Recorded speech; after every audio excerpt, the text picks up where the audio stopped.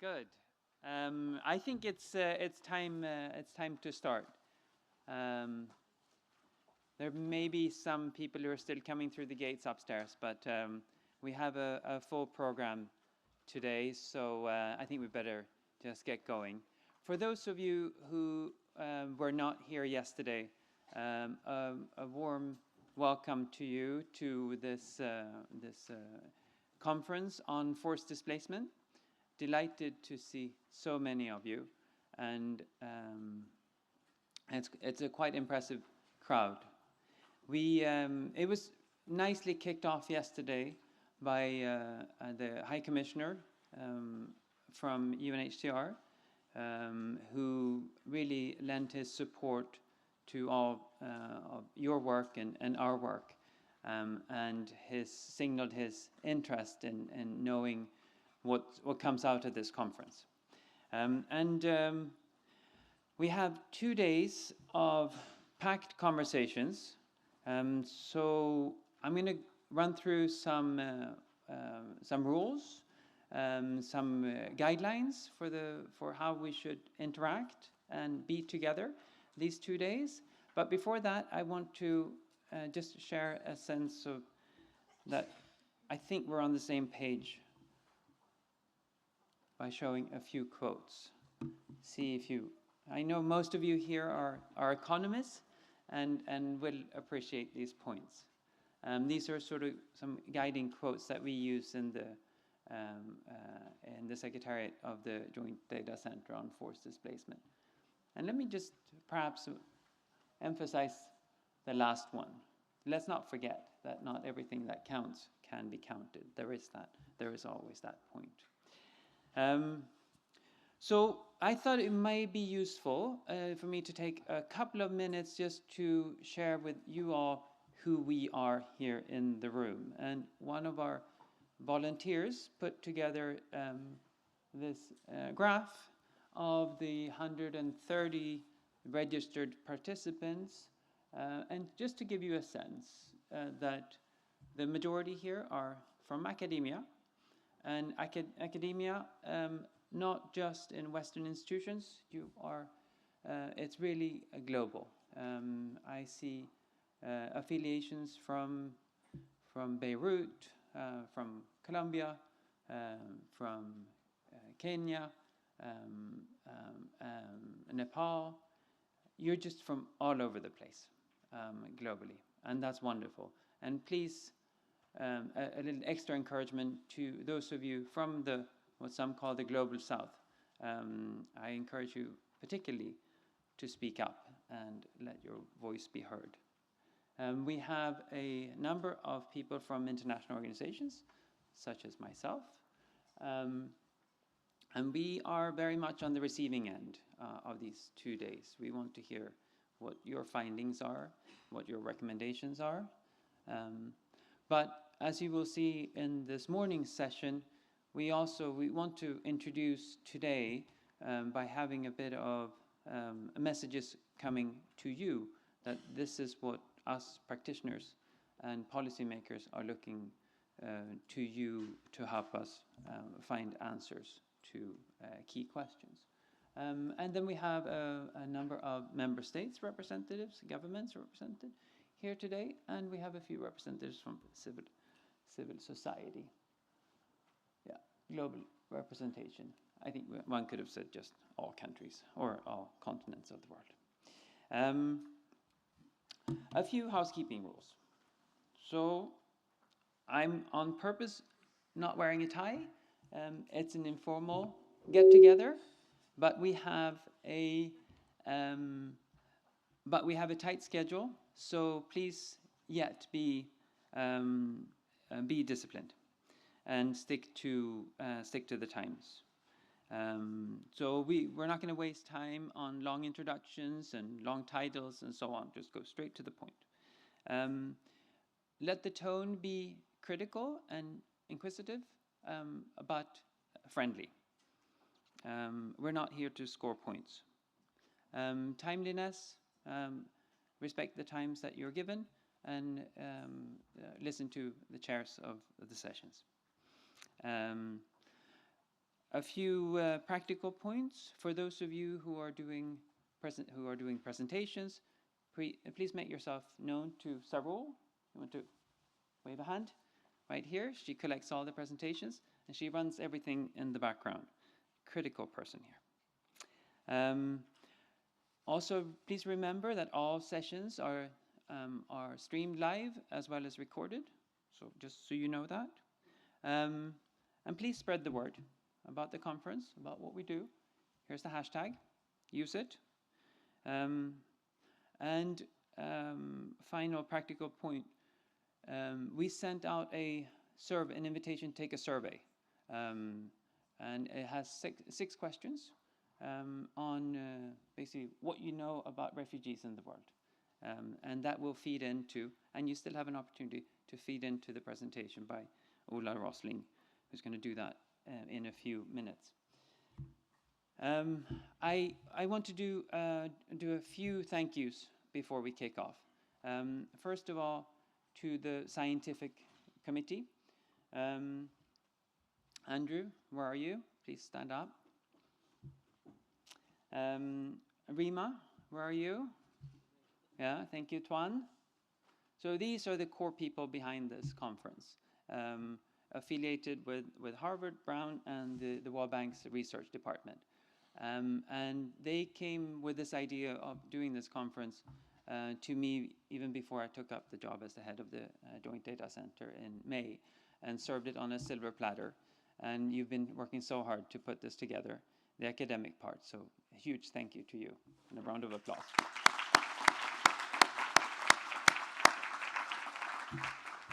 Second special thanks to Charlotte. Where are you?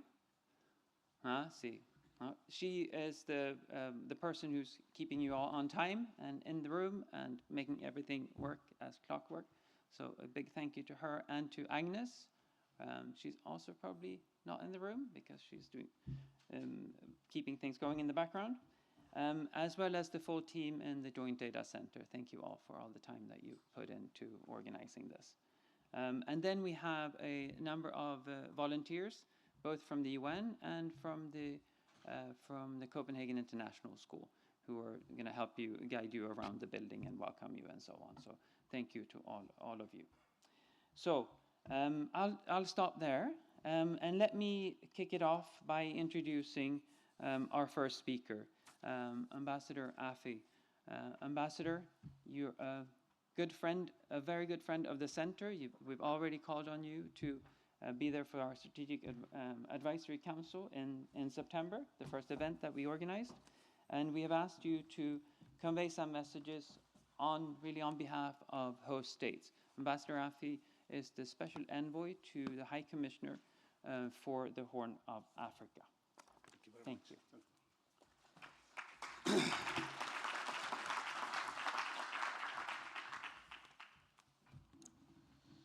Thank you, Björn. And thank you for inviting me to this important conference. It's indeed an honor and a privilege for me to speak before these distinguished scholars, academicians, who have spent great part of their life and time studying, researching, acquiring knowledge. So I think sometimes it is very intimidating to speak before such a distinguished crowd. So you will excuse me for some of my ignorance in the event you see that some of the things I will say have some gaps. Yesterday, I think it was a day that really set the stage for the kind of conversation we have this morning. Both Xavier from the bank and the High Commissioner set the stage. And of course, some of the presentations that were made, if I just add one quote to the many quotes you have displayed there, it's all about planning. So it says that if you fail to plan, you're planning to fail. So data, information, all the work that you are involved in eventually solidifies to a tool called planning, so that we plan for the effects of the data, the information given to us. Now, this conference is coming shortly after the Global Refugee Compact, after the Global Refugee Forum in December. And that was a very important gathering of states in Geneva just a month ago. And it was a recommitment by the countries that host refugees, by the partners of those countries, to the Global Compact. So, and that Global Compact, particularly the Global Conference, in our assessment, had two important components. One was the member states to seek for solidarity, for more support, for all the member states that continue to take the extra burden or responsibility. You know, we're talking about the figures yesterday, the High Commissioner spoke about over 70 million, or 70 million thereabout, of the global population is displaced. And they are displaced in countries, within states, and within governments. So the forum gave an opportunity for more partnership, for the search for more support. But also it gave the opportunity for these member states to show best practices, how to be able to manage the increasing numbers of the displaced population we have, be it IDPs or refugee populations that we continue to have globally. So this is why I think this center plays a very critical role. And I want to thank this joint effort, to really congratulate the joint effort of the bank and UNHCR to think about this particular center. And for Denmark, for the generosity of Denmark to host and to support this particular center, because it feeds to the conversation that we just established in Geneva a month ago. Now, it makes absolute sense for both the bank and UNHCR to partner in this effort. And you know, we have seen that this partnership results in concrete positive results in all the displacement situations that the partnership has manifested itself. So research, data, information, it's so important for states, because the first consumers of this information is the states that host the refugees or the IDP situation. They are the ones who require this. They require it for their own planning. They require it to the search for support. And in that case, therefore, they must have accurate information. And the data, as I know, particularly in the part of the world I come from, information and data is also sometimes very controversial. It can be a very controversial political tool. So how you release the data, how authentic it is, it's so important even for the stability of countries and nations, even in spite of the fact that it might be used for the management of the populations, but also even for the stability, because if it becomes a very controversial, or that it becomes data information that cannot be authenticated, then it can also become a challenge to some of the situations we have. Yesterday, we were told by Xavier that the bank, we are talking about people. We are not talking about the data. We are talking about human beings. And it's true, because we want information about the populations. For instance, the age. For instance, the education qualification, the livelihood opportunities, access they have to infrastructure.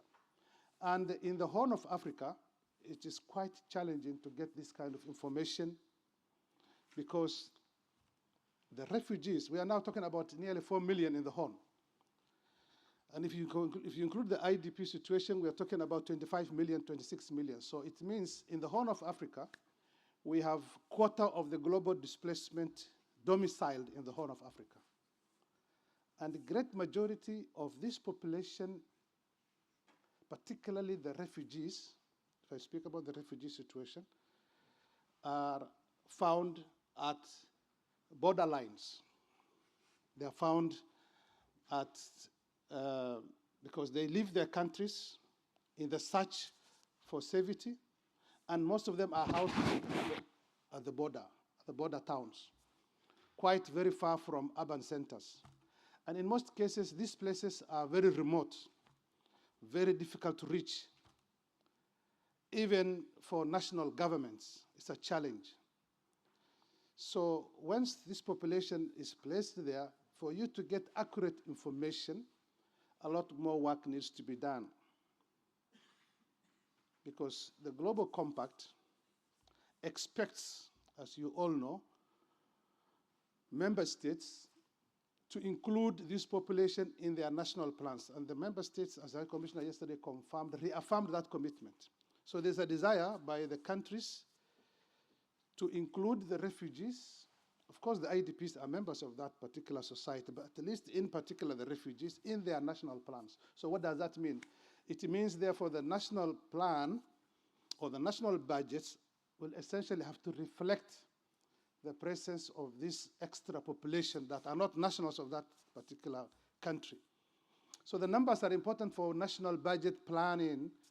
It's important for them to know what extra resources is required. And if they do not have in their budget, in most cases they don't, then the bank, the international community, and the partners of these countries then chip in. So it's important to know that, that the states, as the consumers of this particular information, always want to know accurate, verifiable, reliable data information regarding the presence of those who are not nationals of that particular country. Now, increasingly, we are dealing with protracted cases. Like the Somali situation, we're talking about Somali refugees in our region now, 27 years, and we continue to have them more present. So protracted cases mean that then the development actors come in, because we are talking about population that have got aspirations and are important for the inclusion of that particular population. Finally, I just want to speak about the host community. In most of these population, refugee groups are hosted in the areas that I said, far-flung areas from the urban centers, and they are mostly poor, themselves are vulnerable.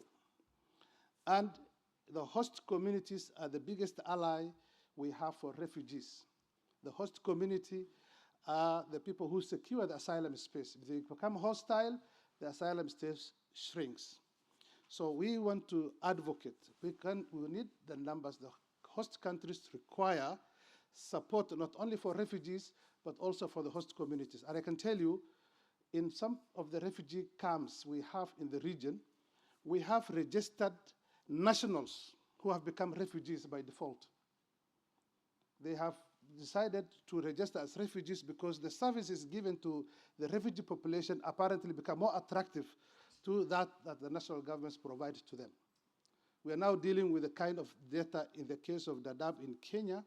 We have a substantial number of Kenyans who are not necessarily refugees, Kenyans who found themselves in the refugee data, not because they want to become refugees, but because they want to access the services being given by us, the partners of, and those who support the work of refugees. And therefore, because it's better, they go and register as refugees. So we are now dealing with what we call the registration exercise. It now comes to a data, it comes to a number, it's very controversial. In the country like Kenya, we also have the national census. I can tell you that every 10 years when we have the national census, it's one of the most toxic exercises we have in the country, because everything depends on numbers and figures, be it constituency delimitation, be it resource mobilization and distribution. So this is the kind of work that we are hoping that you can assist countries. And finally, I think I would like to encourage the use and the empowerment of national institutions. Most countries have got important units in the treasury, in the Office of Finance, and they have got staff there. We need to capacitate them. We need to empower them. We need also to empower local research institutions and professionals so that then they can be able to support the work of their national national governments. So a center like this one, as I conclude, because it comes with an extra credibility. This center comes with an extra credibility. We can see the researchers and the professionals in this room, some of the most brilliant minds we have globally, contributing to the work of this center.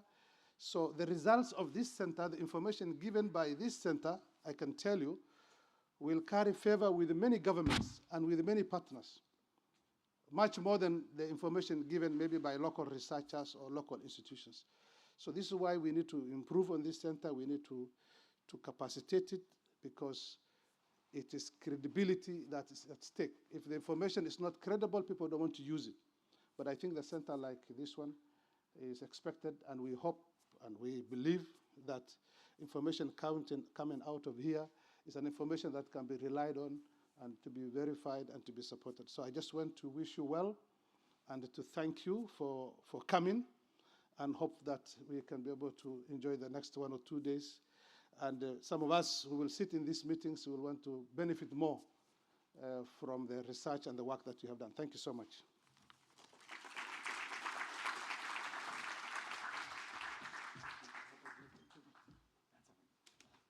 Sorry, politicians have No.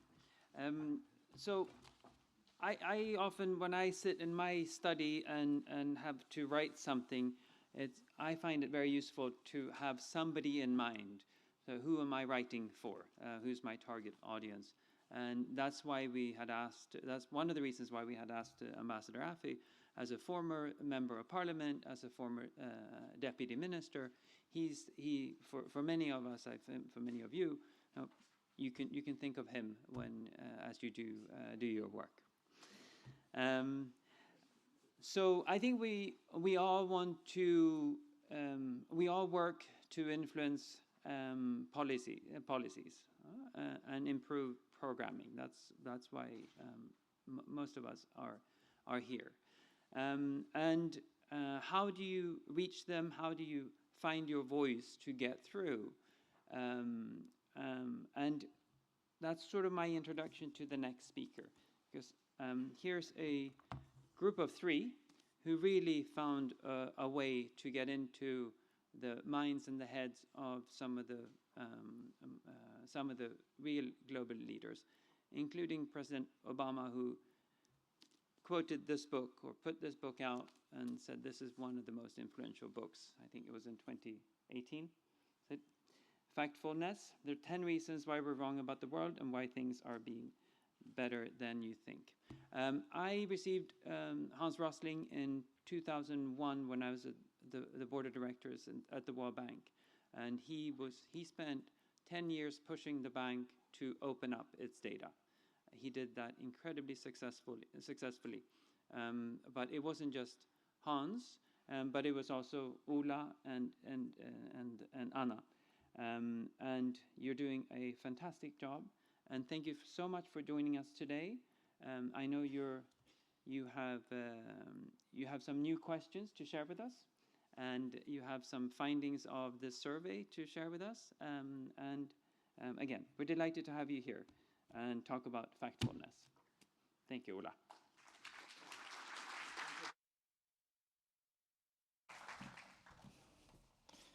I'll close this one.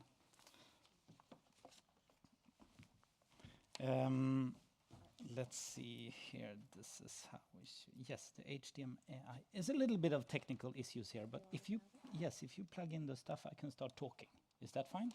Yes. Thank you very much for inviting me, Björn. It's an honor. As you said, together with my father, Hans Rosling, we spent 10 years hitting the head and the back and the butt of the bank to release all its data. We told the president at the bank and their employees again and again, you believe in free information, right? That's the essence of market economy. Still, you're selling a CD-ROM with the prices of the markets of the world. Shame on you. 10 years it took for the bank to switch around. I'm going to show you a little bit of that story. But civil society, my father dropped out of university. I also dropped out of university, and we founded a foundation called Gapminder to be able to do whatever we found needed instead of being trapped in some kind of administrative institution. let's just jump to the fact questions that I asked you yesterday. How many of you have responded? I want to show you the results, and then I want to explain the logic of the gap that we're filling in the knowledge society. Almost half of you have responded. So if the results are bad, we can blame these people, those who were more busy, they didn't have time to reply to the questions, right? Here is one of the questions. And we have been asking this in 32 countries. I'm going to compare your results with the public in general. In 1990, 3% of the world population lived in a different country than where they were born. A migrant, basically, right? What is the share today? Is it 4%, 14%, or 24%, right? And you don't have to raise your hand because I have already asked you, but let's look at the data, the evidence, right? We live in the first time of human history when there is evidence for stuff, right? Before there was evidence, people had a worldview already. Remember what it looked like, might be some turtle or something. So without data, it's not that you're running around with a blank slate. No, you put myths in there, in your head. So when we want to change those myths and misperceptions, we need the evidence, and then we need to check where the misconception is the largest. So the answer is 4%. I said it was 3% migrants in the world back then in 1990. Today, this is the true number. Almost no change at all, right? Despite all the news we see and all the discussions about labor workers and refugees, etc. In our minds, it's huge. So people who responded, it's actually 3.5. I added upwards. I rounded upwards, so no one can say I'm trying to show a low number. 270 million roughly. This wrong answer, 14%, means you have 1.1 billion migrants in your head, right? Okay, and if you pick this one, you got 1.8 billion migrants in your head. So let's see how many people pick those wrong numbers. Oh, sorry, we need the power cable, or this will be suddenly interrupted. No, we need to see light. Oh, good. Okay, back again. So correct answer, how many picked the right answer? 12% got it right. When we asked across 32 countries, and you can see there is some difference between the countries. China scored better than all the Western countries here, you can see. So it's interesting to look at the data, and maybe the different responses depend on the migration rate in the country, right? So let's compare with the bars here of how many migrants you have in that country. No, there's no correlation whatsoever, right? So our impression of the migrants in the world is not correlated with the migrant level in our own country. Let's compare with someone else, right? In Stockholm, we have a zoo with monkeys in a big cage. And if you go to those monkeys and give them bananas with A, B, C, just the same kind of answers, right? And you tell the monkeys the question and you give them the bananas, it's fascinating because they pick the right banana 33% of the time. Better than all the countries on average, okay? What are we seeing? How can humans score worse than monkeys, right? Because we have misconceptions and they are systematic. We can't say something about the misconceptions in Sweden and try to analyze it from the Swedish culture. No, it's human nature. It's across all the cultures and all the continents and all the countries, right? So don't feel ashamed when you're wrong about stuff. It's human nature to be wrong, right? Because otherwise, how can you perform worse than random if you don't have misconceptions? There's no way, right? So lack of knowledge means you're like a monkey. But we are below monkey level. So our foundation, our task is only to bring people up to monkey level on important global issues. And then education can take over, right? And add knowledge, right? That's what we should be doing. So here are your results. Wow, that's amazingly good. Imagine if all of you have responded, also those who are very occupied. Okay, 57% got it right. That's the best score I ever seen on this question. But it means that 43% of you are severely wrong about the number of migrants. We're not talking about refugees here, right? So it looks good compared to the rest of humanity. Here is the rest of humanity. They think it's 40. They have 1 billion too many migrants in their head, right?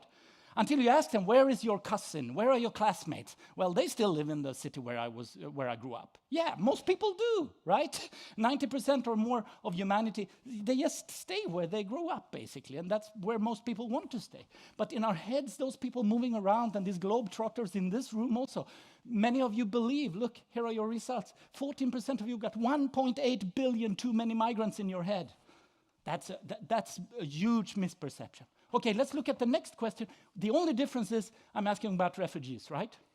And I didn't give the historic context. So are refugees 0.4% of humanity, 4% or 14% of humanity?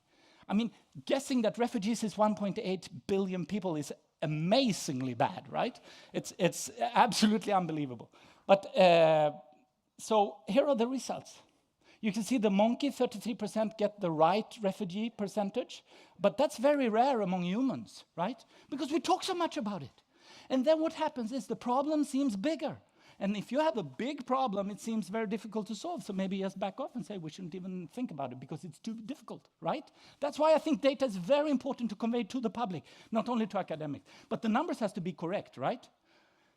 59% of the people in the room got it right. But there are actually 4% of people in this room who slipped with the thumb. Of course, you knew the fact, but accidentally you picked the wrong answer. You are forgiven, right? You're human beings, okay? This is my father. Together with him, he was an academic professor, but he wanted to teach so much. He was teaching and teaching and teaching. He realized his students had a false worldview. He created this beautiful chart. He was a professor in Stockholm. And then he colored it as well. This is back in 1986 or something like this. 1995. Oh, yeah, 95. Then me and my wife, Anna, she's the brilliant one, we dropped out of university and started helping my father back in 1998 to create this little chart. I just want to show you. This is the background and how we communicate data. Let me show you a little fast example of human history. Here are all the countries in the world.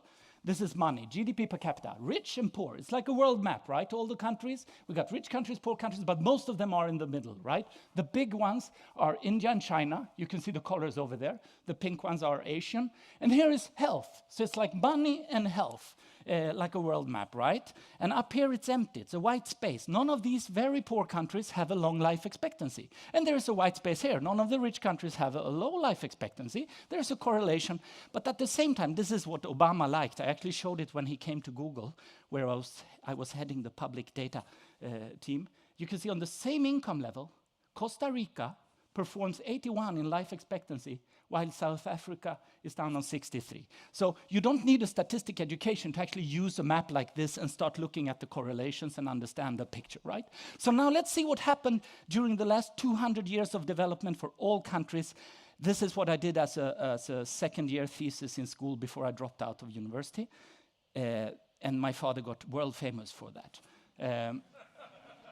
200 years, I studied economic history, but then I said, I don't like writing papers, nobody will read them. And I dropped out and created animations instead. 200 years ago, there were no countries on the health levels where all the countries are today. Everybody lived shorter lives on average everywhere, right? We had to zoom out to see even where the countries were back then, right? There they are. They were down on 30 life expectancy. People didn't wash their hands. Mothers couldn't read. There was no vaccination. All these things, which are really cheap, have been invented after that. Let's see what happened to the world.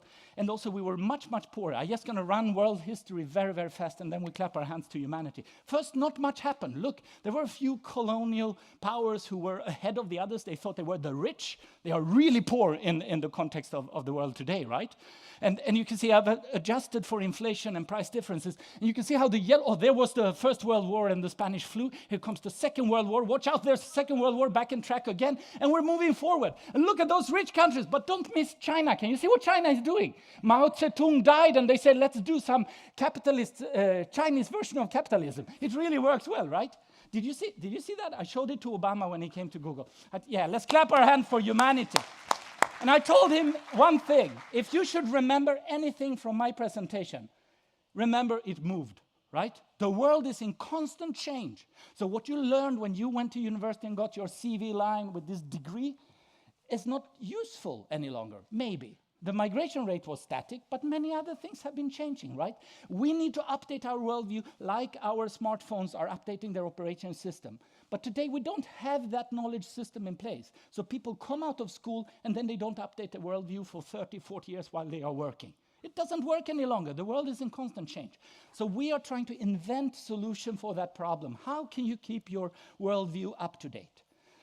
So that's what the Gapminder Foundation is, to fight devastating misconceptions with a fact-based worldview that everyone can understand. It's a non-profit, independent of religion and politics, etc. We're not a think tank, we're a fact tank, right? It's just so exciting to compare people with monkeys. So we don't need an agenda or an ideology or anything like that. And we ended up selling that bubble chart to Google, just a quick reference, because Google thought, well, we actually thought, my wife thought, people can't come to the Gapminder website. We just need to spread this. So Google, everybody Google stuff. It's better to improve the search results on Google. Here it says life expectancy, Botswana. So today when you search for statistics, actually you find the things we did at the Google public data team. The problem was that the data was not free. The World Bank was selling these numbers, right, as I mentioned. So we went to the World Bank and said, shame on you, people need these numbers. They have a false worldview. You need to release the numbers, right? And they did. This is the day when Sulik announced the open data. I just need to take some pride of this, so I also get some hand clapping. 1 second. Here is the data, the YouTube video where he's showing how they're going to release the data. And look at the next picture. Wow. He's searching on our search box, and he shows exactly how data could be released immediately available. And since then, we've seen this enormous open data revolution. We released the tools under Creative Commons open license, and the World Bank decided to release all its data. It was revolutionary. I went to the UN just 2 weeks before and asked them, please, because I like the UN more than I like the World Bank, actually. I'm sorry. I think many people do, actually. But the World Bank were faster, and they had this ideology of free information. So they actually released the data while the UN wanted us to pay for it. And I refused, right? Because I don't think you should pay for data, because as soon as you create a business model, you're hooking people up in that business model, and then they will never release the data. So what Sulik did was he took from his core budget and gave to the data team. Instead of, because they lost revenue when they couldn't sell the CD-ROM, right? You have to think about these things as well. And after that, there's so much data freely available on the World Bank website. Let me just now go back to Gapminder and the refugee data, because why am I here in this room? Well, refugee data, there is data available from UNHCR, but I think it's too little, right? Because the misconceptions about refugees is enormous out there. You've seen how the debate goes, right? And there is a huge need from journalists to be able to put in better, high-quality data. Let me just show this little tool also. Free income data from the World Bank has been released thanks to this open data initiative. So in the POVCalNet, you can see here, this is a historic data which we glued together. It's the number of people on different income levels, dollars per day. This is extreme poverty below $2 per day, roughly, right?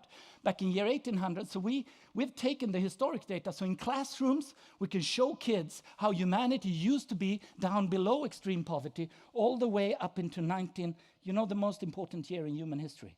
This one. You know what happened? Well, the Vietnam War ended, and I was born, right? I was born into a divided world with the rich people and the poor people. I heard you say the global south, Björn. Can you please stop saying that? You can't bundle all these countries together. You said there should be a critical voice here, right?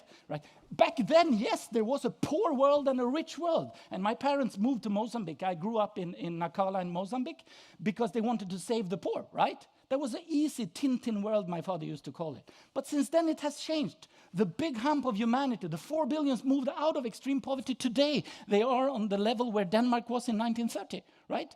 With heavy metal industry and this kind of manufacturing, right? And we, Sweden, and so is up here. You see, every country is a shape. This is World Bank data released, very detailed data, so we can create these visualizations too. So I'm taking on the role when the data is released and it's high quality, we communicate it and make it possible for teachers and journalists to actually use it. It's a huge undertaking if you try to do all these things to just one person and one institution. That's why we need to release it under licenses to enable creativity. So I'm trying to create in that space. And here comes the qualitative thing. You said that everything that counts cannot be counted, right? Exactly. My father used to say the world cannot be understood without numbers, but it cannot be understood with numbers alone. Right? We need other things. And my wife, as I mentioned, she's brilliant. She said, people hate statistics. We need to complement them with something that they actually like. So, and understand, what is reality behind? This is the same income. She invented Dollar Street. Imagine everybody in the world live on one street. It's an x-axis for income, right? But it's a street. And the number on your house is your monthly income. Right? So all your neighbors can see your income. That would be fascinating, right? And you can walk into your neighbor's house and they live in Ukraine or Philippines, right? What does it look like? What does life look like on different income levels? So she sent out photographers. Now we have 600 homes from many different parts of the world, and in each it's freely available. I just want to show what kind of innovation we can do on top of data. Let's take China, for example, right? So here are families in China where Swedish students can go into the family and see their reality, right? You can see the income there. So yes, it's kind of statistics, but it's actually the reality behind the numbers visited. All these families have signed a form of consent to understand that they want to release the photos of their life, right? You can go in, you can look at their bedrooms, their toilets, menstruation pads, and dishwashers, and whatever, right? So to be able to compare that, let's take shampoo, for example. All the shampoo in the world, what does it look like? Okay, this is something I doubt the World Bank would be doing, but we can do this. We can invent in this space, right? So similar things now about refugee misconceptions. We want to scale this method, right? Of testing people's knowledge, showing where they are most wrong, and then developing the education tools needed for the world. Instead of just another information campaign about climate change, you should test first, do people know things? And with refugees, what is it that people already are right about? Don't spend another text paragraph about it, because they will just drop out of reading, right? To be more targeted, we can test first, and then we know our information material is useful. Which country hosts the largest share of refugees in relation to its own population? Is it Lebanon, Sweden, or Germany? Here are the results. Look at the Germans. The Germans answered, this is a Google survey. Look at Google survey. You can do polls online and get results in 3 days if you want to try what people think. It's amazing. It's a new tool since 1 year back. Just search Google surveys. They've put up the survey question instead of an ad, right? So if you want to read this article, it's called a survey wall. It's really innovative. And that's what we've been using. So it's not super representative, only small samples. Anyway, in Germany, the top line, they were, fewer thought it was Germany that hosted most refugees. That's amazing. But the other countries, they thought Germany was really handling most of the refugees there compared to their population. Then Sweden got some credit, and this is the correct answer, where people didn't realize what Lebanon is actually doing, right? In this room, 93% of you got it right. Okay, so I don't have to educate you about this, but the public are wrong about it, right? So you cannot use your friends and colleagues as a guideline for what you need to tell the public. But we can test it. It's pretty easy today with these kind of tools. Here is the data that we gathered about the refugee percentages in all the countries. Again, on the x-axis, we got GDP per capita, rich and poor. The y-axis is share refugees of total population, right? So here we go with Lebanon, Jordan, and the Palestinian refugees are also included here. So Jordan, Lebanon in 2018. When we move backwards, you can see how this is fascinating to see that there's not two kinds of countries, right? Back in 1990, majority, the size is also the number of refugees in the total, right? Sorry, it's too fast here. We slow down. We need to go slower for the human brain to follow, right? Let's see. So in the 1990s, we see how the same countries keep having huge amount of refugees down here. I mean, I won't go into all the details, but then there are the few up here with high level of refugees. If we move forward, this detailed data should be readily accessible and easy to use for people who want to debate refugee programs, right? Now let's look at this one is falling down. Iran is going down there with fewer refugees as a percentage in 2000, while other countries are going to go upwards. You can see going up and getting bigger means you get more refugees in there, right? I'm just pulling this slowly, slowly, slowly. There are thousands of data points. Here comes Turkey, right? You can see this enormous increase in 2014, going from being very small to huge, right, in a very short time period. But that has happened before in other parts of the world. So this was just to show the same kind of data in our tool. Which region hosts the largest number of refugees today? Africa, Asia, or European Union? Okay, that's total Africa, right? And people in Europe, you can see UK, Germany, they really feel, half of them, that Europe is having most refugees. It's amazing, right? In this group here today, you were very right. But 1/3 of you actually picked Asia, which is, of course, ill-defined geographically. We include all of Asia, but all the way down to Australia in this measure. But anyway, it's one of these things where 1/3 of you, I don't know what you were thinking. Of course, I would like to talk to you about how did you answer? You answered with your gut feeling. I just think this. Asia is huge, so in that sense, you're kind of on track, right? This is we try to visualize. I'm just kind of brainstorming what we've been trying to achieve here. Here is the data From the size of the bubble is the number of refugees from a country, and to the right you have to a country. And if you move forward, this is what the world looks like. This is the from column, and this is the to column of the current refugees in the world. And just looking at how that changed over the years, there's tons of things I would like to drill into, but I don't have the time for it now. We can just play it forward slowly like this. There wasn't much data back then. Now suddenly, you see, it pops up in the 80s, and it's around Iran, Iraq there, and then it goes down, and you can see the wave in the 80s coming to European countries there. In Germany, Croatia is where they come to. So if we click, or we do Congo, for example, we click Congo, then we hook the data up, so here you can see where they came from, those refugees in Congo that year. It's just another visualization tool on top of data, and it could be visualized in hundreds of ways. It takes time to invent these things and improve them, right? That's the enabling that innovation is really what I would like to see. That's what's in it for me. Then I can shine and get all the fame from all the data that you compile, right? That's the deal here. But then I will remember to say the source, so they go to your website. But don't count your success on the number of visitors on that link. Instead, search for your name in public media, etc., and how often people talk about your stuff. Because liberating data means you are not going to attract all the audience to your website. That's a key insight from working at Google, and public agencies didn't want to release their database. We call it the database hugging disorder, DBHD. They sit with the database, and it's the only way to monopolize that. It's the only way to attract users to their website, they think. But when you count the analytics, I was working with the analytics team for 3 years at Google. You count the analytics on these public agencies' websites. They have nothing. They have no users. But they have the good data. And that's because of this logic of monopolizing. It's very, very tragic. Worldwide, what share of refugees have been in exile for more than 4 years? Now we're coming to those final questions where you scored pretty bad, okay? Correct answer, 78%, according to World Bank summary now. It's tricky to do these calculations, of course, but almost nobody imagined this. It's only 1 in 5 imagine that when they hear the word refugee, it means a long time period. They don't realize, right? So when discussing it, they think it's like, we can deal with this for 2 years. It's just a temporary thing. People have absolutely wrong perception of that, right?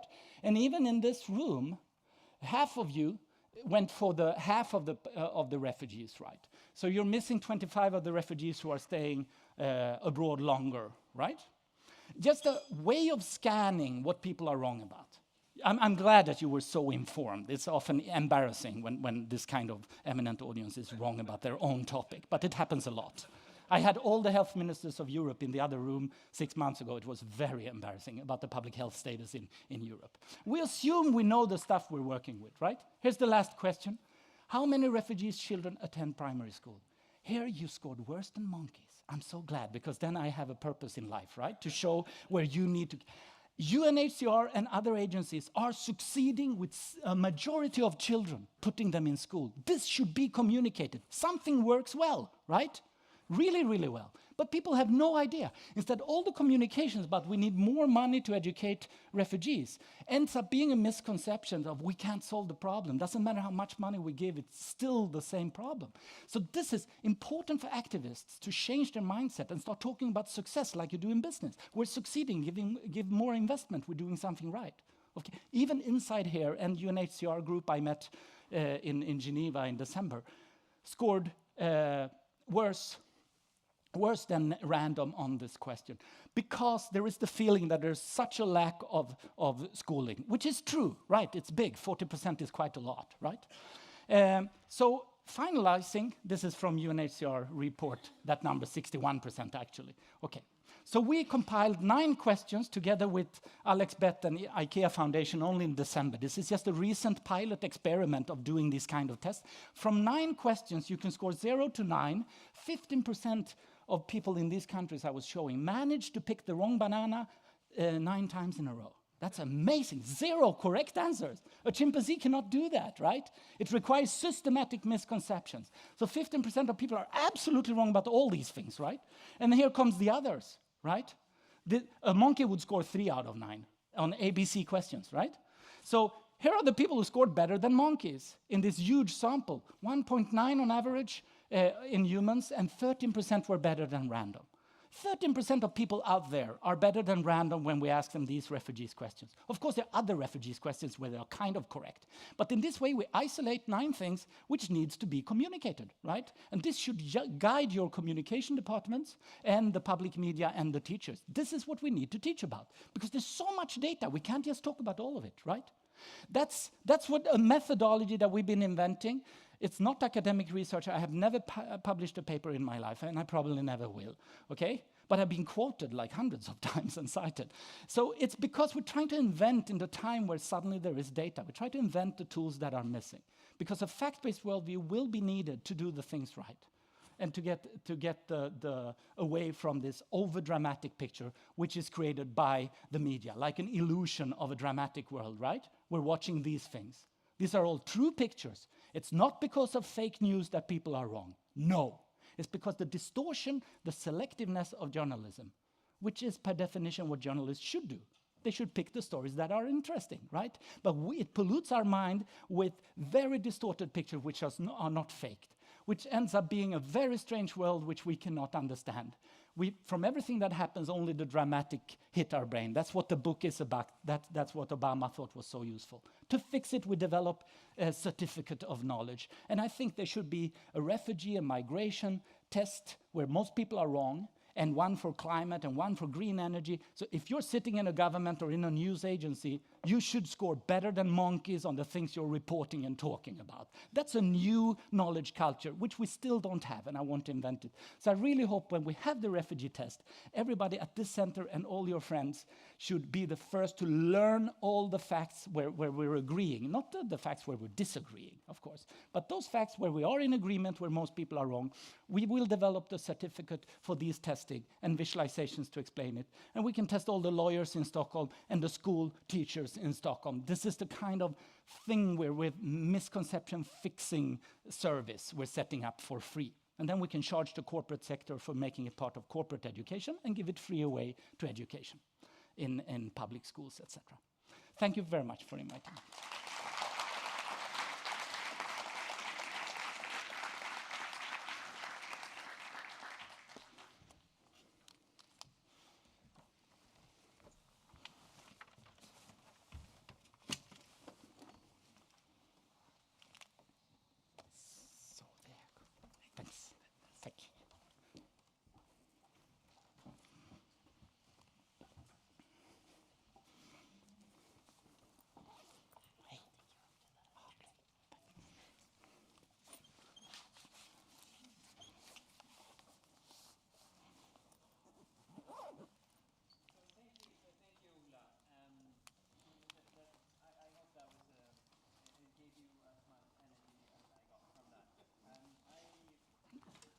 I mean, the visualization is amazing and your messages are just right, but I also appreciate the fact that you are using such energy and a good sense of humor in your presentation. I think that's always liberating, especially when you talk about serious topics and sometimes dry topics. So I think that's one way to retain information, to have people retain information, is just to use that sense of humor. Fantastic. Thank you so much. I want to just give a little bit of credit to some colleagues over at the World Bank. You said that they would probably not ever do a Dollar Street kind of exercise. We did hear yesterday a presentation by two colleagues, Utz and Hans, from the bank, who talked about data collection in South Sudan. And they have done, I'm not sure if it was they financed it or how the dynamics was, but there were these testimonials of, I think, Voices of South Sudan, the Global Pulse of South Sudan, is that right? I don't know if Hans or Utz are here. But that use precisely this, to personalize, to give individuals voice to describe a fact. So there is movement also on the bank side. I'm wrong about many things. Very good. I have to go to Stockholm now to my 3 kids, so I'm running home. Thank you very much. Yeah, thank you. A round of applause as he leaves the room. All right, we're going to bring our own Christian Anampour back on the stage.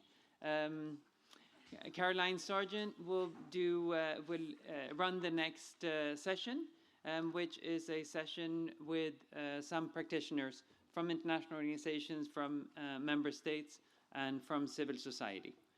Caroline, the stage is yours.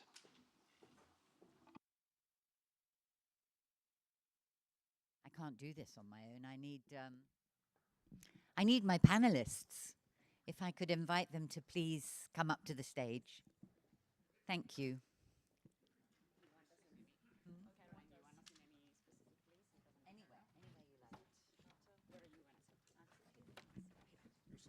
Yeah.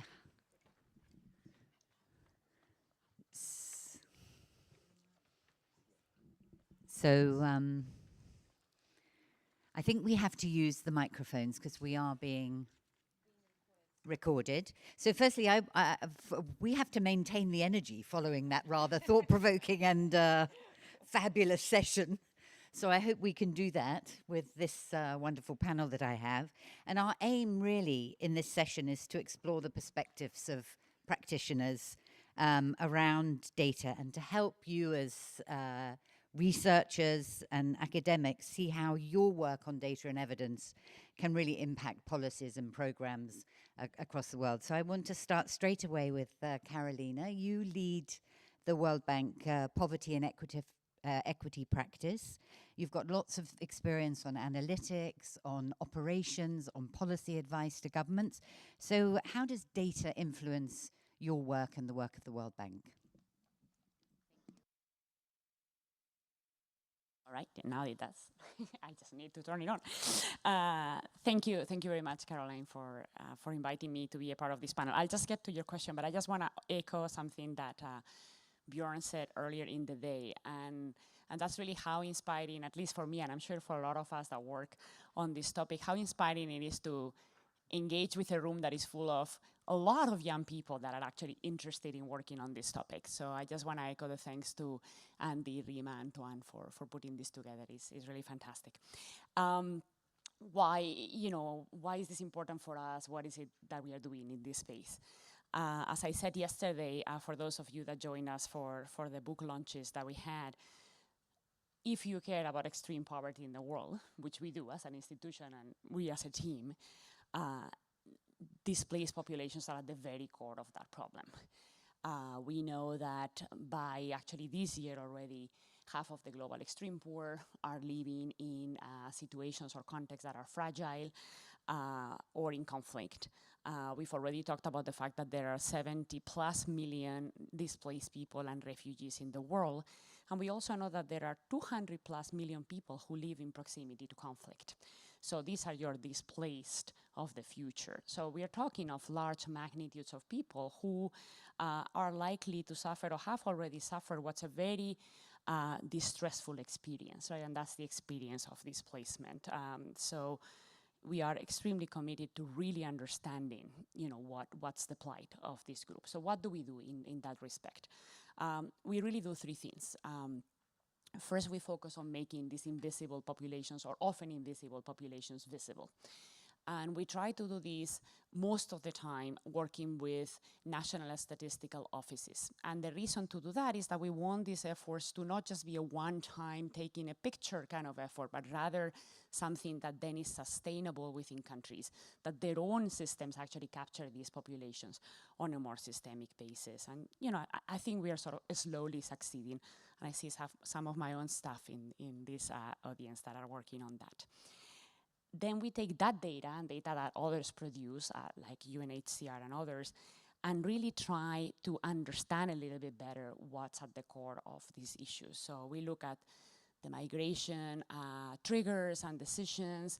We look at the migration experience. Many times movement is not a matter of days, it's a matter of months and sometimes years, and lots of things happen as people move that have long-term consequences. We look at the impacts of displacement, both on the displaced but also on the host communities. And I was really glad to see Paolo's literature review yesterday, trying to put together some of those results by academics. And then increasingly, we are also looking at what the aspirations and expectations of these groups are. When they get to a place, what is it that they think will happen? do they have hope or not? And these things we think are immensely important. So it's not just about real, hard, socioeconomic outcomes, but also about behaviors and expectations. And this is sort of a little bit of a new area. And then finally, we've invested quite a bit of time in developing tools that allow us to monitor changes in the situation in real time. And this is what was at the core of the work that we produced yesterday. So the poverty team, in a way, is in the lead on all of these activities, but our hope is that this then informs the work more broadly on the institution. I'm sure Xavier will talk a little bit about that. And I think we are succeeding in sort of 4 ways. The first one is to really foster an evidence-based sort of culture of communication with governments, of sort of policy dialogue that is based on facts and not myths. And I'm very glad that we just had the previous presentation, because I think it really emphasizes the importance of that. Hopefully some of these data analyses are helping us prioritize and identify really where we can make a difference, what's the most urgent issue that needs to be tackled. I think we still have a lot of work to do, but I think we are trying to understand a little bit. We are starting to understand what works and what doesn't, and I know that's something that you want to come back to. And then finally, with these high frequency monitoring tools, I think we're starting to succeed in creating real-time feedback loops into our own operational work, so that we are able to detect implementation bottlenecks and correct them in relatively short periods of time, rather than have to wait to the end of the project and then realize that that's not what you wanted to achieve. So let me stop there. Thank you very much, Carolina. Thank you. Thomas, you're the chief advisor of the Ministry of Foreign Affairs in Denmark. We're instrumental in the establishment of the Joint Data Center. Carolina's talked a little bit about some of the background of the work that is being done and why it's important in the bank. But you're investing in the JDC, presumably because you recognize the need for more and better data. Perhaps you could tell us a little bit. Well, thank you, Caroline. And yes, indeed, I think I'll come back to some of the issues that were discussed by Ambassador Affey in his excellent presentation this morning, and also by the High Commissioner yesterday. I think it's increasingly recognized that displacement is not only a humanitarian issue, it is a displacement challenge, fundamentally. And that means that if host governments and donors, the international community at large, are to respond effectively, we need to understand the costs and impacts of displacement much better. But data is important not only for being able to design better programs. A lot of people focus on that. I think we need to recognize the power of better data in shifting policies towards displaced people. Displacement is an incredibly politically sensitive agenda, but good data provides a possible neutral framework for discussions about protection and basic rights. So it may be able to change protection policies. And I'll give you an example of that, reaching back to 2010 actually. Denmark has been funding projects in support of refugees and host communities in Dadaab in northwestern Kenya since 2005. Ambassador Affey was mentioning that several times, that area. That area has been hosting about 150,000 refugees from Somalia since 1992, rising to about 400,000 in 2010. Most were unable to move elsewhere, as the Kenyan government had enforced an encampment policy. They basically demanded the refugees stay in the camps in these marginal areas. So they were stuck in one of the poorest places in Kenya. In the early years of our engagement, we came to realize that there was absolutely no knowledge about the actual socioeconomic and environmental impact of all these refugees with regard to host communities. These issues had simply never been researched, and development programs in the area, for instance through the World Bank, actually ignored the presence of refugees. They were not part of that equation. So in 2010, we started discussing that issue with the Kenyan government's refugee commissioner, and together with Norway, we decided to jointly undertake a fast-track research project. The idea was simple. We set out to identify the negative impacts of the refugee presence, but also to find out whether there were actually any positive side effects for the host community and for the refugees themselves. And through that analysis, the study was to provide recommendations for improving the response to both refugees, but equally important host communities. And the study came up with some really fascinating results that turned out to be surprising even to the Kenyan government. For instance, that the local population in the area had increased tenfold since the arrival of the first refugees in 1992. So in other words, 10 times as many host populations were living there about 15 years later. Clearly something was attracting people to move there from the other parts of northern Kenya. Something interesting. There were opportunities linked to the refugee presence. One of those opportunities was the fact that the camps held about 5,000 businesses at the time. Local small businesses, but actually together constituting one of the largest commercial centers in East Africa. No one had realized that that was the case. They had an annual turnover exceeding 25 million US dollars, or at least that was the estimate. And there was lots of trade with locals, and clearly that's why people came. Aid agencies also injected lots of cash in the local economy, and in general it was proven that host communities reaped very significant economic benefits from the presence of refugees, but also that the environmental costs, the impact, was very problematic, especially because refugees cannibalized the bush for firewood. Now, the findings led to interesting discussions with the Kenyan Refugee Commissioner. He clearly recognized that refugees are not only vulnerable people, but also people with resources and capacities who could contribute to local growth and development if given the chance, and perhaps even pay taxes to the Kenyan government. So in short, he ended up agreeing to raise the issue with the Ministry of Finance. Everything therefore looked really promising. Maybe we were on the verge of pushing refugee policies in Kenya to a different level, more inclusive. Until one day, a bus stand in Nairobi was hit by a terrorist attack. Some apparently Somalis threw some hand grenades, killed several people, and that was the end of that story. Because immediately there was no longer any space for discussing refugee policies with the Kenyan government for very understandable reasons. I mean, it's quite legitimate. Security concerns comes on top of everything else. The point is, however, that not only did we gain a lot of useful information for programming purposes, and we did use that in the subsequent years, we were actually close to being able to push for fundamental policy changes in respect of refugees in Kenya, because we had the evidence, the credible evidence to back it up. And in fact, something similar started happening when the World Bank published a similar report about the impact of refugees in Kakuma in northwestern Kenya in 2016. That report was one of the instrumental factors in paving the way for the gradual development of a new, more inclusive approach to refugee programming in that area. And as we speak, this approach seems to be gaining ground and may lead to greater changes in Kenya, including in Dadaab. We are 7 years down the line, 8, 9 years down the line from when we tried to do it the first time. Maybe it will succeed this time. And that shows why data and research can be such a powerful force of change. If it is credible, as Ambassador Affey was underlining as well, and if it is accepted by all, in particular host governments that set the policies. And it's on that background that we decided to invest more and more in good data and research since 2010. It was that experience that was quite formative.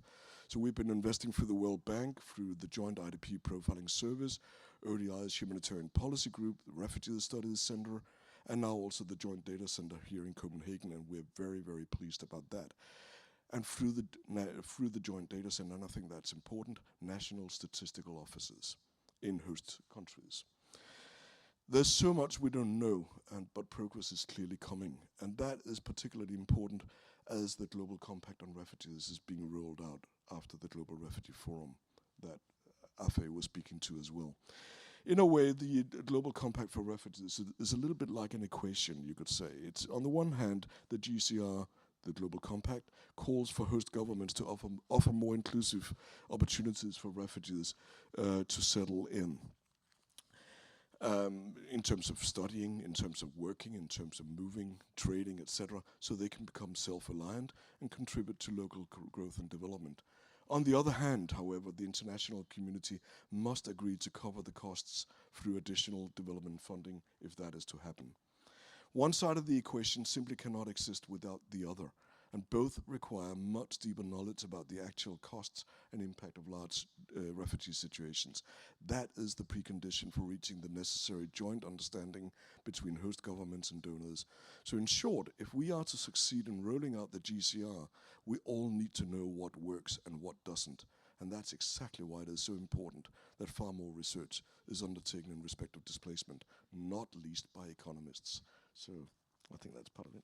Thanks. Thanks very much, Thomas, and thanks for bringing the example of the Kenya work to the fore, and notwithstanding the sort of political context in which we're operating. But I hope that's where Ambassador Affey can help us in the future as a special representative to be able to bring that data and that evidence to some of that policy dialogue at the regional level. I'd like to turn now to Sheree, who's the Research and Evidence Advisor in the International Rescue Committee, which does a lot of the work at the kind of cutting edge on the ground in the camps with people. And I'd like to know, how does your organization use research, and what data and evidence gaps exist that you're trying to tackle?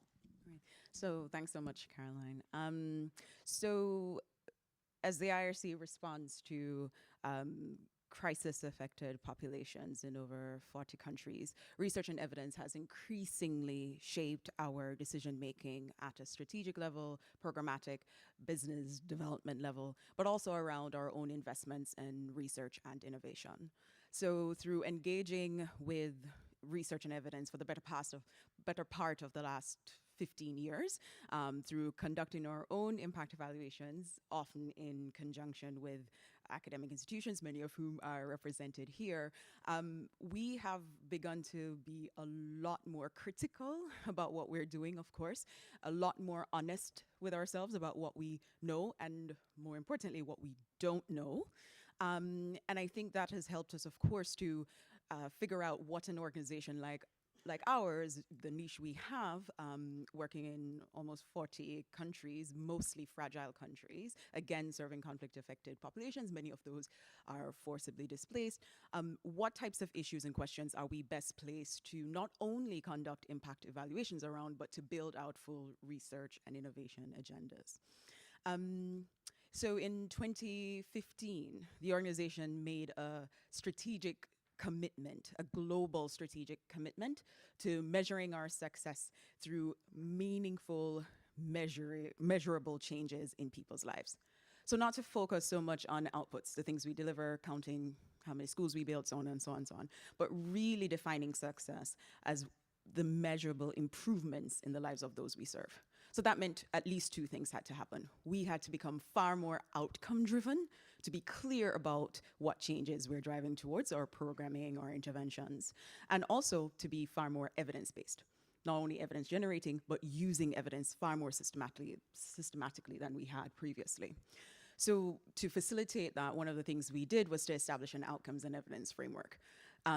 We, as an organization, decided that we would work squarely within the areas of safety, most people call that protection, safety, power or governance, health, education, and economic well-being, right? So this helps with like cutting down mission creep as well, yeah? So clearly these outcome areas, defining outcomes within these outcome areas, defining and articulating our best informed guesses or best educated guesses about how to achieve those outcomes, right? So global theories of change, articulating those, and then going to large repositories of systematic review level evidence to identify interventions that have indications of some positive impact on the outcomes that we're trying to achieve. So we've summarized all of that, put it all together in this outcomes and evidence framework. It's a publicly accessible platform, oef.rescue.org, and this guides all our strategic and programmatic operations at IRC at every level. So our country programs use this framework to determine, of course, along with needs assessment, all the information in their context to identify the outcomes they want to focus on for the next 5 years, 10 years, so on and so on. And our technical teams also build out program strategies along these different lines. We have established an evidence-based decision-making process where we are reviewing every 2 years, that's the hope anyway, the most popular interventions implemented at IRC, right? So we don't want to just do things because we've always done them and we like them, or others like them and there's money for it, but we want to really push ourselves to answer the question, is this the best thing that we can be doing to achieve a given outcome for a given population in a given context, right? And so what that means is assessing our intervention against the best available evidence, cost data, and bringing together implementation expertise, technical expertise to really ask these tough questions. And when something is the best thing that we could do compared to plausible alternatives, then we figure out how best can we implement it, what could be improved, what could be changed, so on and so on. And when it's not the best thing that we could be doing, then we have an imperative to switch out, or of course to stop doing that. And then, of course, we have, my team has really developed and is thinking through yet newer models of sort of bespoke support to country programs. And I want to just give a short example from Tanzania. So the Tanzania country team wrote to us saying they want an evidence review. And we thought, yes, a country program wants an evidence review. And they asked us themselves. We did not go to them, right? It's already a win. And just in conversation, we realized that they actually didn't want an evidence review just by itself or just to know about a particular intervention. What they had realized was that they were in the scenario where the government of Tanzania had recently withdrawn from the comprehensive refugee response framework, where the government of Tanzania and Burundi had developed an agreement around repatriation of Burundian refugees, right, from Tanzania to Burundi. The UNHCR had announced a 30% cut in funding for the upcoming year, that policies, particularly restrictions within the camp settings within northwestern Tanzania, had become far more restrictive around economic activity and even movement, and that there was a lot more competition on the ground. So IRC Tanzania was really saying, we cannot move forward with business as usual. There is absolutely no way that we can just continue to program. So what should we be doing, right? And so this was an excellent opportunity to think through what is our framework for decision making, right? And how does evidence, research, including research about what clients are thinking and experiencing, right? So clients meaning the people we serve in the refugee camps, but also those in the host communities in the larger Kigoma region. We had a chance to think through, what types of interventions that we're investing in right now seem to be effective, for how long, and at what cost, and so on, right? So bringing all this different type of information together in order to make a decision. And a few months after, we did a similar exercise, a joint exercise with IRC Burundi, given that there is repatriation. So it made sense for us to think through what is our cross-border strategy as IRC. And this is where a lot of the research that has been done here has definitely influenced our decision-making. I can speak to gaps later. Thanks so much, Sheree, and I hope we'll come back to what works and what doesn't a little bit later in the conversation. But I'd like to turn Anna now to you. You're the policy advisor in the migration and forced displacement at the European Commission. The European Commission has really been scaling up its work on forced displacement since 2016. So what evidence have you drawn on, and what's it told you about the needs and the gaps, and what works and what doesn't? So just to clarify, the European Commission is a big thing. I work in DEFCO, sort of development cooperation, just before this gets sort of into a very different type of conversation. And just also maybe a sort of small preface. I'm super happy to be here.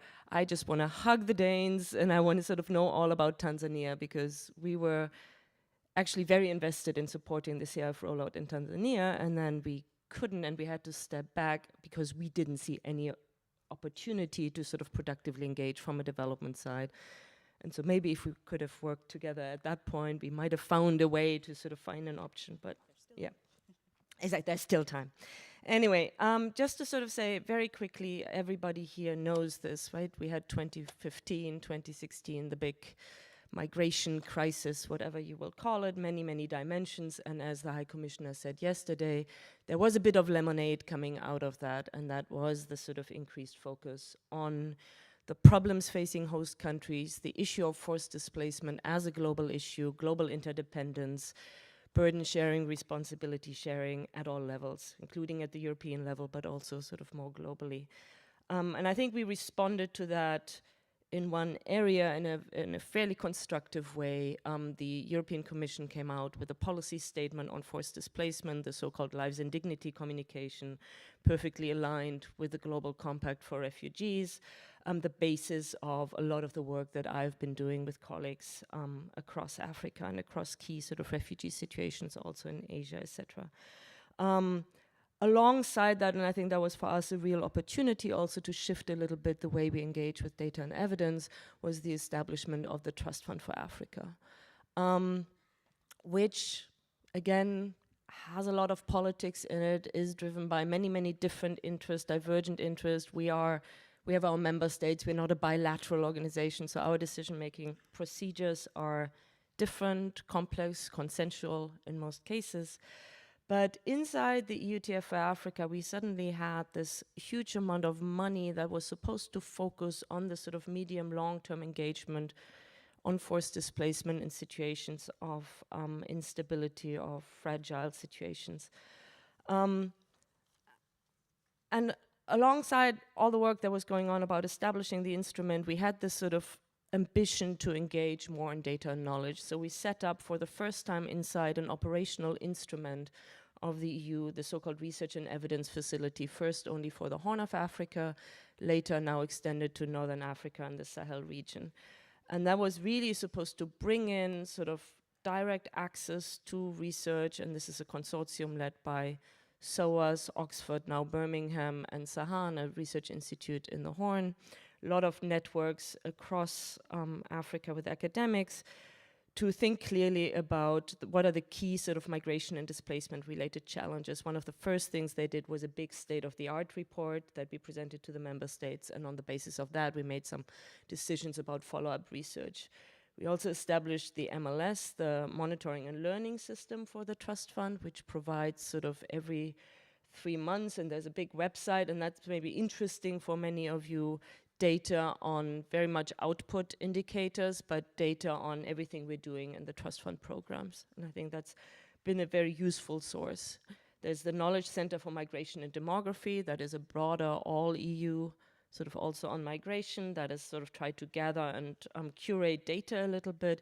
And now I think we're very proud, this is sort of like the big crown, and this is the engagement, our engagement with the data center, which I think for us hits sort of a number of things, which is really about a different type of data, you know, the microdata, the sort of the core information, I guess, the data points. And I just wanted to say, for me, I come from a sort of social science background, right? So I've already understood that data, you know, we can use that word, it might mean different things. For us, it's basically facts that can influence our decision making. Very broad definition on that. So that's the JDC, which is about strategic partnerships, and it is about the provision of further knowledge. And trying to bring that all together is a sort of different challenge. So just very quickly, I want to talk about 3 points, which is the type of data that we think and that we need from an operational perspective, and what I've learned a little bit about that, and where the emphasis lies on the sort of process gaps, and that's a little bit linking to this Gapminder presentation. How do we digest this stuff, and how does it actually influence the policy process? Is always starting from data is necessary, but by no means sufficient, and I think that was the Danish story also, right? And then this sort of very basic information gap. So first of all, on the type of data, policy making, very different sort of needs in a way, right? Yes, we want replicable, we use all sorts of types. There's a real emphasis on causality, analysis of causality, what makes what, and that's the whole conversation about theories of change. And I often sort of, we shouldn't get lost in description, because we always want to intervene. We always want to look at manipulable variables, right? Where can we do something? And very much this issue of timeliness, and ultimately an issue of contextual analysis, because our operations, they're always in situ.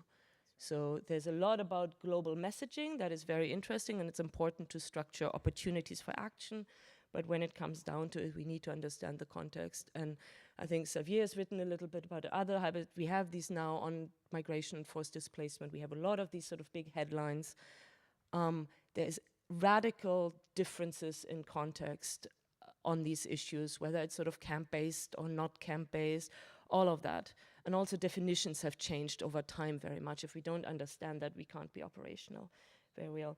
We've learned a lot about just this sort of, which is really public administration meets data. How do you create that? What is the messaging and the language, aggregates versus regional variations? I've said this. Initially we thought we just mainstream knowledge into our processes. I've really changed my mind a little bit on that. I think you need to put people into enclaves and retreats in order to really focus minds and then let them free again in their normal work, because very few people have the ability to digest data alongside their routine work. I think there's a lot about this, and this is why these encounters are important. It gives you a little bit of time and space somewhere else, which you can then bring back into your work.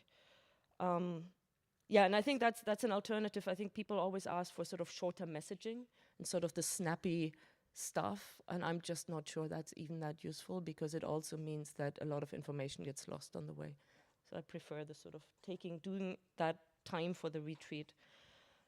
Information gaps, I think we talked about this yesterday, and I thought it was super interesting. We have a real issue about testing status as a shortcut for needs or for actual socioeconomic situations of people, whether that's IDP, whether that's refugees, and in full understanding that refugees, there's a whole set of legal issues attached to that, which is why that is a different category. But as development actors, as sort of humanitarian actors, we shouldn't get lazy on that. And I think the socioeconomic data bit is really important on that, right? If these categories don't emerge as development categories for us from the data, we should think very, very hard on how we engage with that. The issue on causality, I think we are far away from really understanding that, and a lot of that is about weighing sort of the impact of causal processes. We all know, yes, you know, for some, there are winners and losers. That's always sort of this like little thing, but we don't know the importance of the losses, the importance of the wins, and sort of to be more systematic about that. I was really interested in the conversation yesterday, and I think it links to one of our issues. On this migration issue, because it's political, there's been this explosion of data, right? Everybody, and there's a lot of counting people. And I think, again, from a development perspective, there's a real need to think about proxies for measurement before we get too intrusive in sort of very complicated situations for people. And I think the High Commissioner mentioned that also a little bit yesterday. In these kind of contexts, not all individual level information might be needed, and where we can find shortcuts. It's also about having good enough information. It's not always about being super precise. I forgot something about the incentive structure for academics, which we can come back later, but in our engagement, I think we found it's often difficult when you all, or a lot of you, have to work on publication records, and that's a whole hard economic, political economy field, and we just want sort of quick results and public results as quickly as possible, and I think there's a sort of lot about partnership that can be done there.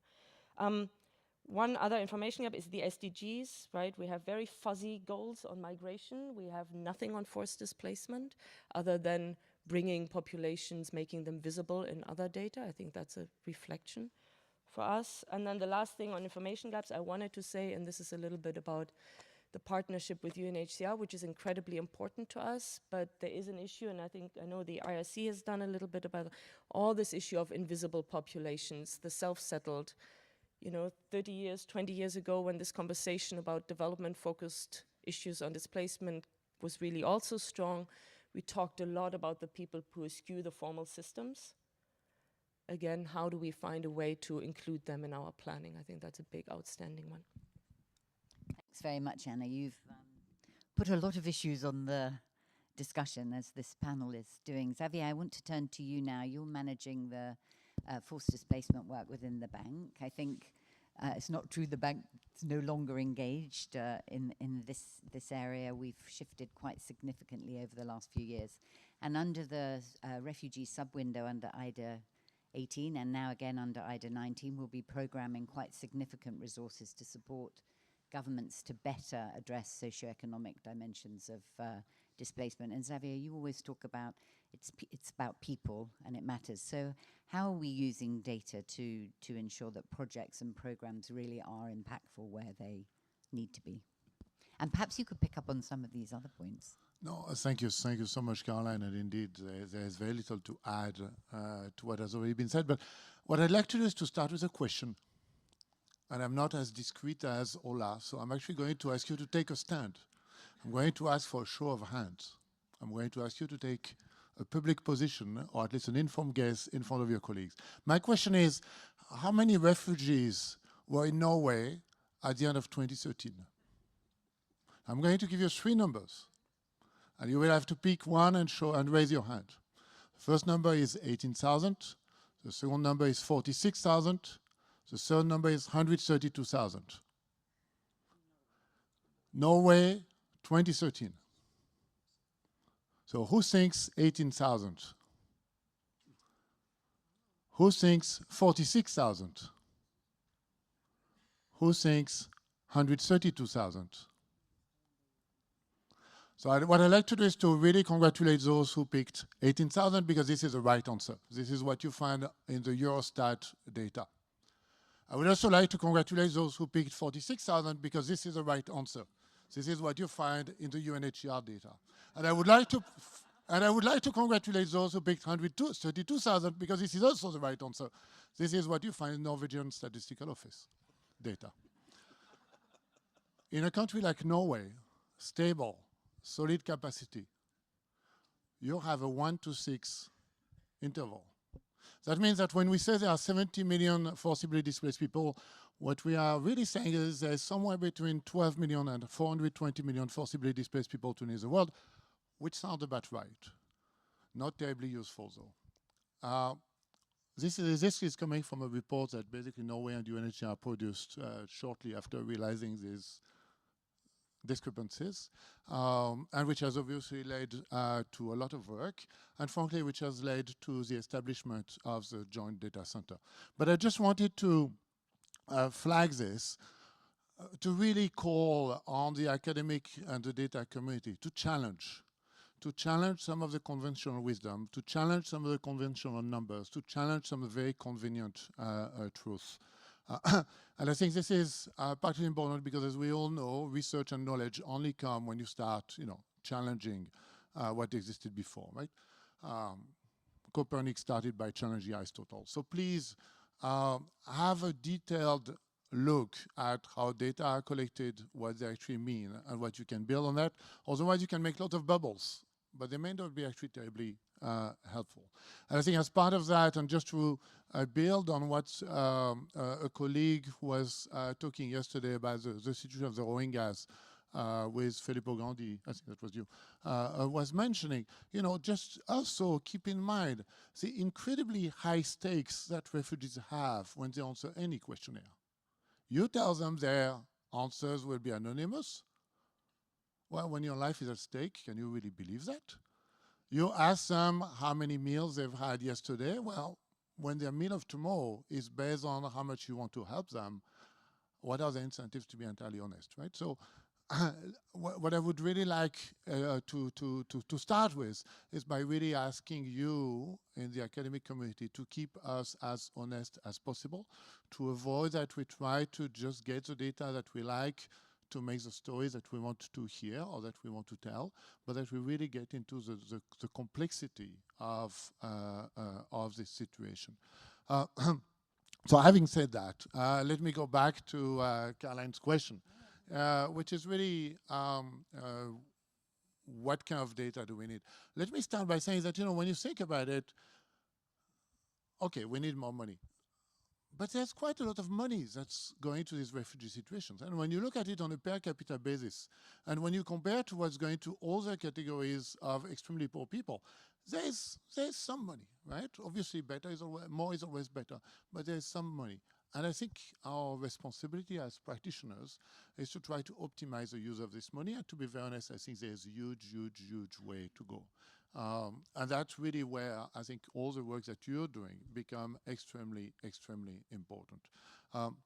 So from my perspective, a few things just building on what we are already starting to discuss yesterday. We need you. We need you on this question of, can we predict some of these flows? I mean, frankly, if we all sit together and try to figure out which countries our refugees going to come from in the next 3 years, we're going to come with a fairly small set, and frankly, this small set is likely to be kind of right? So are there ways we could forecast these things? Because just imagine how much progress we've made when we started to move from responding to earthquakes to preparing for earthquakes, right? If you're Japan, you have two options. You can dig under the rubbles every week, or you can change your construction code. And frankly, if you're Ethiopia, if you're Chad, you have also two options. You can wait until people cross the border and scream you have a crisis on your hands, or you can say that it is likely that there will be people crossing your border and prepare for it, right? And just imagine the amount of first the amount of wasted resources, but also the amount of human suffering that could be avoided, right? Imagine the difference of arriving in a place where there's somewhere you can sleep tonight and arriving in a place where there's nowhere where you can sleep tonight, right? Imagine arriving in a place where you can be put close to a well, water well, or arriving to a place where there is no water well and we're actually going to start trucking water. But now that you've been settled there, it's very difficult to move you, and we're going to continue trucking water. And actually, in Tanzania, we've been trucking water for 42 years, right? So just imagine what could be avoided if only we had the capacity to forecast some of these movements. I think that's where we need, that's really an area where we need you. I think another area where we need you is just to take the work that Paolo was referring to yesterday in terms of the impact, to take it to the next level. In my view, the discussion of impact is always, or is very often fraught. It's fraught because people essentially want either to make the case that the impact of having refugees is on balance good, or they want to make the case that the impact of having refugees on balance bad, right? If you look at it a little bit more deeply, it's a much more nuanced perspective, right? What we need to understand is the distributional effects, because when you look at it, the politics come from the imperfect distribution of the impact. So we need much, much, much more than that. What we also need to recognize, acknowledge, claim, make a lot of noise about is that the impact depends on the policies that governments take. That's obvious. But then that leads to the next question, which is, what are the policies that are going to mitigate the impact the best? The answer is, we don't really know, right? And that's where we actually need you to do the sort of impact evaluations that were discussed before. I was talking yesterday about, the specific vulnerabilities of refugees, IDPs, and the like. But can we put our fingers a little bit more on this, right? And can we put our fingers more on how do they change over time, right? So to me, there's a really interesting question, which is, when do you stop being an IDP? So you're a Colombian. You're coming from a village, and because of all sort of violence, you end up in Bogota, right? So the reality is, had there been no violence, you may have anyway come to Bogota for economic reasons, part of the big urbanization trend that we see all over the world. And actually the reality is that your neighbor has done just that. She's coming from another part of Colombia. There was no violence, but she came because of economic reasons. Now my question is, are you the same? Do you need the same sort of assistance, right? And do you need the same sort of assistance now, when you just arrive? Probably not. Do you need the same sort of assistance 10 years from now? 20 years from now, 30 years from now. My suspicion, my instinct is that after a while you kind of become the same and don't necessarily need more assistance. But it's just a guess. It may well be that if you've been tortured, 20 years later you're still suffering in terms of your vulnerabilities, your ability to seize opportunities from this experience. Or it may well be that it's not the case, right? The answer is we don't know. Now, when you think about the numbers of IDPs, a very large number of those are Colombians, right? 6 million, about 6 million out of the 40 million. A lot of them have been in exile or in displacement, for a generation. 30 years. A lot of them, frankly, would probably have gone to the cities anyway, right? So to have this very romantic view that, one day they will go back to their village and restart life where they left it. I mean, I think it's ludicrous, right? And we all know it, right? But the real question is, how long are we keeping them in our numbers? Because if we keep them forever after, then of course the number of refugees and IDPs is only going to go up, right? And especially in a context like Colombia, where actually, if my father is displaced, I'm displaced, even if I'm born in Bogota, right? Because the displacement is a claim for an eventual compensation in the case of a political settlement. So it's an asset. So it is normal that it's handed from father or from parents to children, right? But when we think about the sort of numbers and graphs and bubbles and so on, these sort of definitions obviously have a huge impact. So what do we know in terms of what makes these people different from other people who live in the same part of the town, and how this changes over time? That's an area where we know very, very little. And then finally, I think there's a huge question about what happens at the end. Because once again, there's this very romantic view that people leave, and then they go back, and then life starts. You know, they find their field, and the house of their grandfather, and you know, everything is wonderful ever again, right? But we all know that this is not true. We all know that people adopt split family strategy. Part of the family stays, part of the family goes back. You send two men to kind of claim the assets, resell them, but then everybody move to the city. You move to another part of the country, you become an internally displaced, and then you move somewhere else and so on. I think we need some of these longitudinal life histories. We need some of a sense of not only the picture today, but really what's happening over time to these people, and what are the strategies that they put in place to kind of recover from this experience. Because unless we have that, it's going to be very, very difficult to help them navigate these strategies a little bit more effectively. So maybe I should stop there, but I just wanted to make a plea for three things. Three things that I think we are determinedly going to try to push at the bank. The first one is the one that I think we, and especially Ola, was talking very eloquently about, which is the need for open data. Now, we all know that there are issues of privacy. We all know that there are issues of protection. We all know that this needs to be handled very, very responsibly. At the same time, we all know that your and my health data are right now being used by scientists, epidemiologists, and the like, right? So there are ways to anonymize data on which we all want privacy. There are ways to make this data available to researchers in a very responsible manner. And I think we should collectively try to push this agenda, once again, without forgetting the need for responsibility. I think the second part is the part that I think Anna was talking about, which is the need to make these people part of the SDGs. Right? So the Sustainable Development Goals are based on leave no one behind. Now, I haven't heard leave no one behind but the refugees. I've heard leave no one behind, right?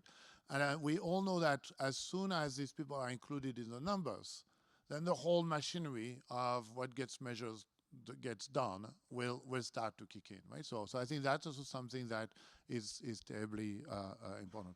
The third one, and maybe it's a bit of a challenge for this community, is we need to make sure that the research is not taking place only in the US, the UK, Denmark, and all these places where the weather tends to be bad and the universities tend to be wealthy.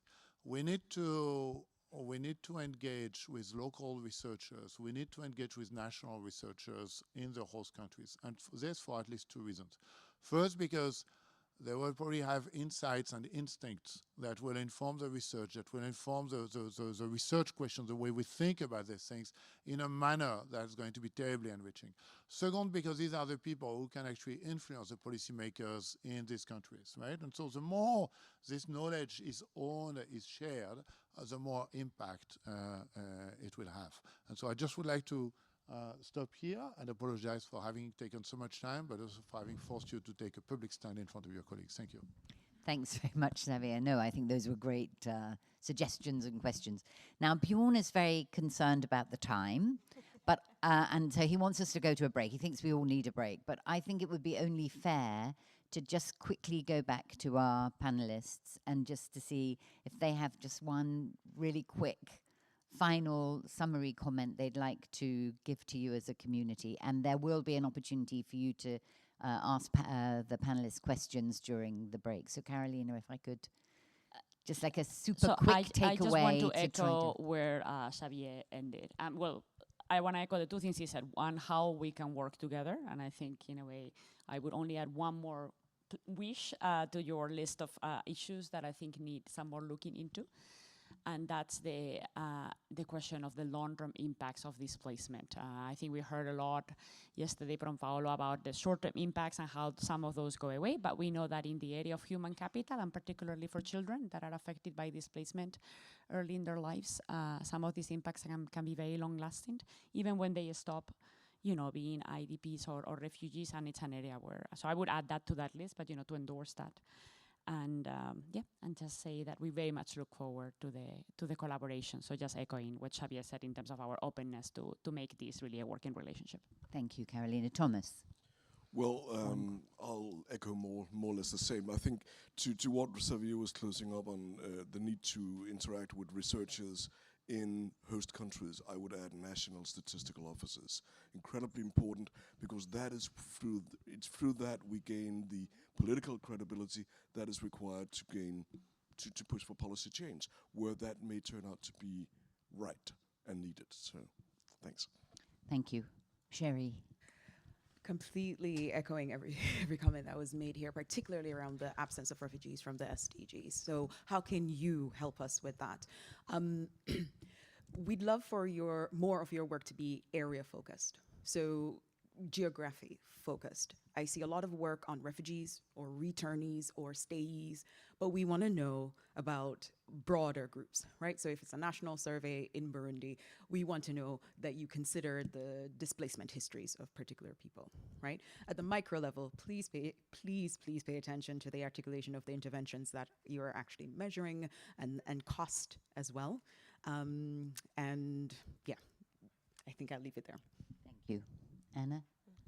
Just one thing on the wish list of things, now that we're all talking to the sort of researchers, which is, since this is mostly economists, I mean, one of the things that we have done with this sort of whole development-focused approach, there's this enormous emphasis on market-based approaches, etc. And I think we are really missing the introduction of a lot of this study about how markets function in sort of conflict environments, right? We are using sort of traditional tools in sort of situations that we know are very, very different. I think that's something quite important where the academy can help. Xavier, one final. Just wanted to wish everybody a very, very good break, but also a very, very good conference. Thank you so much. Thank you all. And please catch the panelists during the break if you have any questions. Thank you.